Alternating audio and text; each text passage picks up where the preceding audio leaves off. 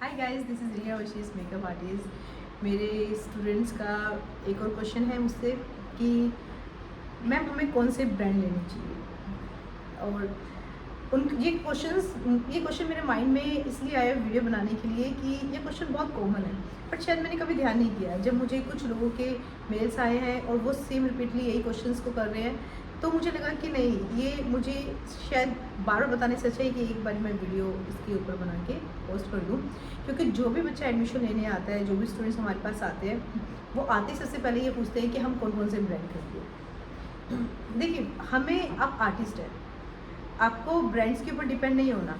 First of all मैं मानती हूँ कि ब्रांड्स का बहुत रोल होता है। आप जब मेकअप करते हो उसके लिए हाइजीन पर्पज से भी डेफिनेटली होता है, बट ये ज़रूरी नहीं है कि जो जितना हाई ब्रांड है उसका उसका रिजल्ट उतना ही बेटर मिलेगा। ये नेसेसरी नहीं है। आप अगर मेकअप सीख रहे हैं, सबसे पहले सीखने में आपका जो फोकस होना चाहिए वो होना चाहिए कि आपके खुद के हाथों में कितना पॉलिश हो, आप खुद की स्किल को कितना पॉलिश कर रहे हैं, आप प्रैक्टिस कितना कर रहे हैं। आप किसी और आपको दूसरी बात है कि आपको प्रोडक्ट नॉलेज होनी चाहिए कि अगर मैं XYZ कोई भी ब्रांड ले रही हूँ, फॉर एग्जांपल मैं बॉबी ब्राउन ले रही हूँ, तो मैं इसको क्यों हम खरीद रहे हैं और हमें किसके ऊपर यूज़ करना है, हम किस कंट्री के प्रोडक्ट को ले रहे हैं, उस प्रोडक्ट के अंदर मतलब उस प्रोडक्ट को हमें किसके ऊपर यूज़ करना है, ये जानना बहुत ज़रूरी है। जब तक आपका प्रोडक्ट नॉलेज कंप्लीट नहीं होगी ना, तो आप हमेशा कंफ्यूज रहेंगे, आप वो रिजल्ट नहीं दे पाएंगे अपने मेकअप का।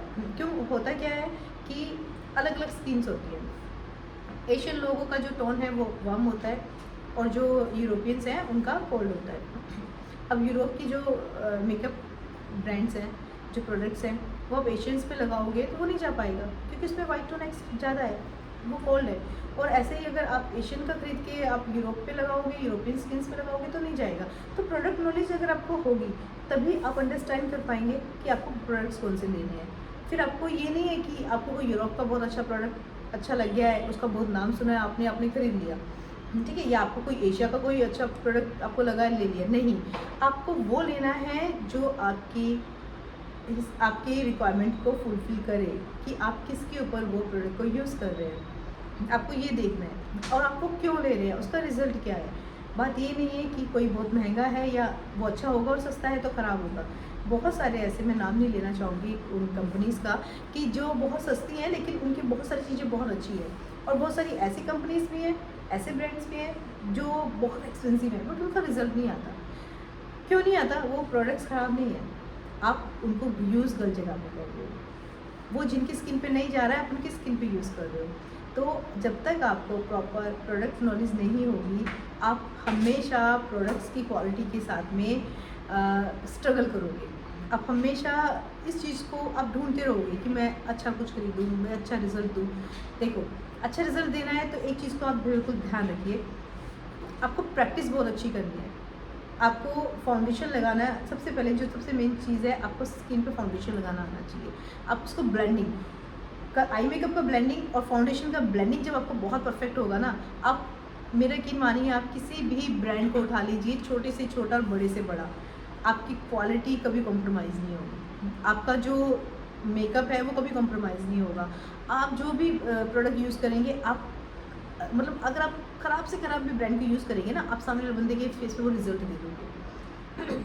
क्योंकि आपके प्रोडक्ट को आपको यूज़ करना आना चाहिए, और वो तब आएगा जब आपकी ब्लेंडिंग खुद की अच्छी होगी। आपकी आई मेकअप का ब्लेंड, आप आई शेड्स को जो यूज़ करते हो तो उसकी जो ब्लेंडिंग है वो, और आपकी फाउंडेशन, इन दो पे आप बहुत अच्छे से वर्क कर लेंगे, बाकी चीज़ें अपने आप सही हो जाएंगी। आपका जब बेस स्ट्रॉन्ग होगा तो आप कोई भी प्रोडक्ट यूज़ कर रहे हैं, आप कर सकते हो। तो अब ये तो हुई कि आपको प्रोडक्ट नॉलेज क्यों ज़रूरी है और आप कैसे जज करोगे। अब हम आते हैं कि आप कौन सी कंपनी के ब्रांड लेने चाहिए। तो आप पहले ये देखिए कि आप किस जगह मेकअप कर रहे हैं, ठीक है, या किस बंदे का मेकअप कर रहे हैं, किस पर्सन का मेकअप कर रहे हैं, उनकी स्किन टोन क्या है, वो कोल्ड कैटेगरी में आते हैं या वार्म कैटेगरी में आते हैं, ये भी आपको देखना है। एशियन है, यूरोपियन है, ये भी आपको देखना है। फिर उसी हिसाब से, उसी की कंट्री के हिसाब से बने हुए प्रोडक्ट्स को आपको बाय करना है और उनके ऊपर अप्लाई करना है। So simple. जब आप प्रोडक्ट नॉलेज ले लेते हैं तो ये आपके लिए समझना बहुत ईजी हो जाएगा कि हमें कौन सा प्रोडक्ट, मतलब ज़्यादातर क्या होता है कि अमेरिका से लेके आते हैं सामान और इंडिया में अप्लाई करते हैं तो भी वो रिज़ल्ट नहीं आता। कई बार बहुत सारे स्टूडेंट्स बोलते हैं कि मैम ये फाउंडेशन मैंने लगाई है बट वो थोड़ा सा वाइट वाइट दिख रहा है, वो इसलिए कि आपने राइट कलर नहीं लिया, राइट प्रोडक्ट नहीं यूज़ किया। उसके एक्सपेंसिव होने से ये ज़रूरी नहीं है कि वो क्वालिटी बहुत अच्छी देगा, राइट। आपका सही प्रोडक्ट को यूज़ करना और उसको समझना ये ज़रूरी है।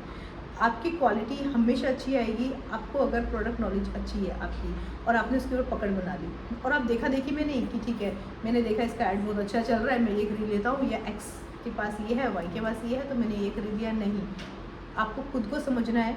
और अगर आपको कहीं डिफ़िकल्टी आती है तो आप जाइए मॉल, प्रोडक्ट को यूज़ कीजिए, उसका एक्सपेरिमेंट कीजिए, फिर एक दिन उसको अप्लाई करके शाम तक उसको देखिए क्या रिज़ल्ट आ रहा है।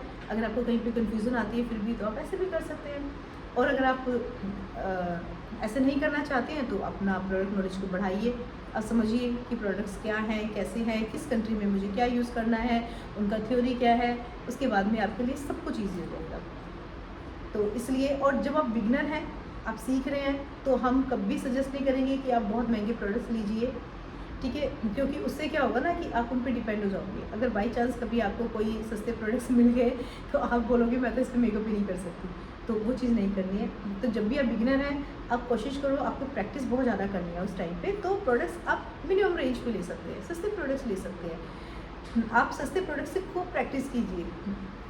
आप अगर उस पर रिज़ल्ट दे दोगे तो आप हर किसी पे रिज़ल्ट दे दोगे, ओके। तो अब से प्रोडक्ट से पीछे नहीं भागना है जब तक अनटिल अनलेस आप आर्टिस्ट नहीं बन जाते। जब आप क्लाइंट का काम कर रहे हो, आपको लग रहा है कि मुझे बुकिंग्स मिलनी शुरू हो गई, तब आप स्पेंड करो पैसा, आप लगाओ, आप लो, बहुत सारे प्रोडक्ट्स लो, क्योंकि आप जब अर्न कर रहे हो तो आपको लगाना भी है। लेकिन स्टार्टिंग में ही अपने ऊपर इतना बर्डन मत डालो कि मुझे प्रोडक्ट्स अच्छे चाहिए, मुझे ये चाहिए, बिल्कुल चाहिए। देखिए, अगर लेकिन अपने आपको फोर्स नहीं करना है, आपको फोर्स करना है सिर्फ प्रैक्टिस के लिए, कि आपको प्रैक्टिस बहुत करनी है, आपको इस चीज़ के लिए खुद को पुश करना है।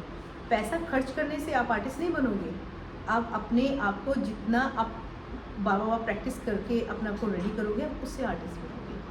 बस एक छोटा सा ये फॉर्मूला है कि practice make you man. Thank you.